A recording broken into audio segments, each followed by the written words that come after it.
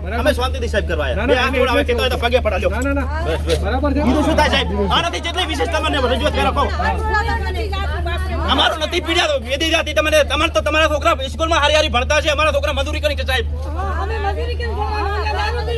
એ દારૂ પીને હાથે બેહીને મજૂરી કરીને રોટલો ખાય કે ના ખાય. થરાદ પોલીસ સ્ટેશનમાં જ્યારે એક લાચાર યુવાન પીઆઈના પગમાં પડી ગયો ત્યારે ત્યાં હાજર દરેક વ્યક્તિ મૌન થઈ ગઈ.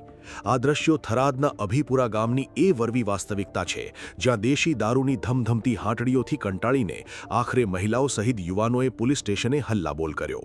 વારંવારની રજૂઆતો છતાં કોઈ ઉકેલ નહીં. આ આક્રોશ વચ્ચે અભીપુરા ગામના યુવાન વીરચંદભાઈ ઠાકોરે પોલીસ તંત્રની કામગીરી સામે સણસણતો આક્ષેપ કર્યો કે ગઈકાલે સાંજે મેં પોલીસને ફોન કરીને દારૂ વેચાતો હોવાની માહિતી આપી. તેના બરાબર 5 જ મિનિટમાં બુટલેગરનો મારા પર ફોન આવી ગયો કે તું કેમ રજૂઆત કરે છે. કાલે સાહેબને અમે રજૂઆત કરી સાહેબ દારૂ વેચાય છે. બુટલેગરનો અમારો ફોન આવ્યો કે તમે કેમ મેસેજ કરો સાહેબને.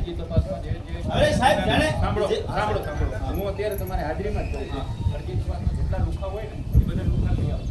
બરાબર અને તમે મને નંબર આપો. બરાબર અને હમણાં કાર્યવાહી કરો અડધી કલાક. સાહેબને ખબર છે બધી.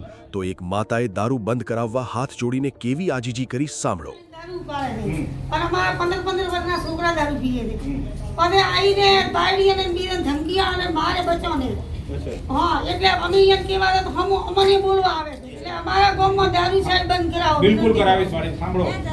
એટલે અમારી બાયડી હવે સવાલ એ ઉઠે છે કે પોલીસને આપેલી બાતમી બુટલેગર સુધી પહોંચાડી કોણે?